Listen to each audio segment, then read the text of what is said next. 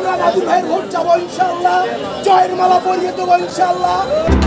গাইবান্ধায় উৎসব মুখর পরিবেশে সদর উপজেলা বিএনপির দ্বিবার্ষিক সম্মেলন ও কাউন্সিল অনুষ্ঠিত হয়েছে। 23 সেপ্টেম্বর মঙ্গলবার অনুষ্ঠিত এই কাউন্সিলে সভাপতি, সাধারণ সম্পাদক সহ বিভিন্ন পদে মোট 14 জন প্রার্থী প্রতিদ্বন্দ্বিতা করেন। ওই দিন সকাল থেকেই উপজেলার 13টি ইউনিয়নের নেতাকর্মীরা সম্মেলন স্থলে উপস্থিত হতে থাকেন। বেলা 11টায় গাইবান্ধা পৌর শহীদ মিনার চত্বরে জাতীয় ও দলীয় পতাকা উত্তোলন এবং পায়রা উড়িয়ে সম্মেলনের আনুষ্ঠানিক উদ্বোধন করেন বিএনপির জাতীয় নির্বাহী কমিটির রংপুর বিভাগের সহ সাংগঠনিক সম্পাদক অধ্যাপক আমিনুল ইসলাম। কাউন্সিল অধিবেশন শুরু হয় দুপুর 1:30টার দিকে এবং তা চলে বিকেল 5টা পর্যন্ত। এতে মোট 923 জন ভোটারের মধ্যে 883 জন ভোটাধিকার প্রয়োগ করেন। আমরা বিএনপি একটি গণতান্ত্রিক দল, আমরা দীর্ঘ 17 বছর গণতন্ত্রের জন্য যুদ্ধ করেছি। আমরা নিজেদের মধ্যে লড়াই করছি না, প্রতিযোগিতা করছি। হ্যাঁ, আমরা জাস্ট নিজেদের ভাই আমরা আমাদের নেতৃত্বের প্রতিযোগিতা করতেছি।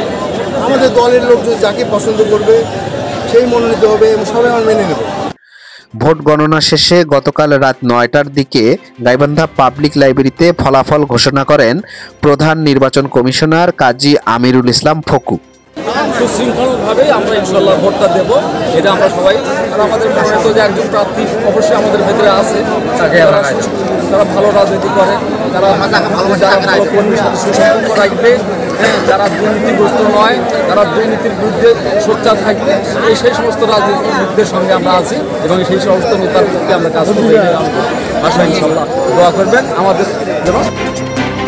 এই ভোটে ঘোড়ামার্কা প্রতীকে 471 ভোট পেয়ে সভাপতি নির্বাচিত হন মোশাররফ হোসেন বাবু।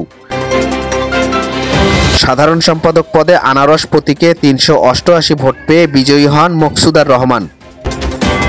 এছাড়া 1 নং সাংগঠনিক সম্পাদক নূরে আলম সিদ্দিক পিটন দেয়ালঘড়ি প্রতীকে পেয়েছেন 366 ভোট, আর মই প্রতীকে 325 ভোট পেয়ে 2 নং সাংগঠনিক সম্পাদক নির্বাচিত হয়েছেন হারুনার রশিদ রাহাত। দীর্ঘ 9 বছর পর গাইবান্ধা সদর উপজেলা বিএনপির এই সরাসরি ভোটের মাধ্যমে নতুন নেতৃত্ব নির্বাচিত হলো। Shahjahan Siraj, voice of Gaibandha.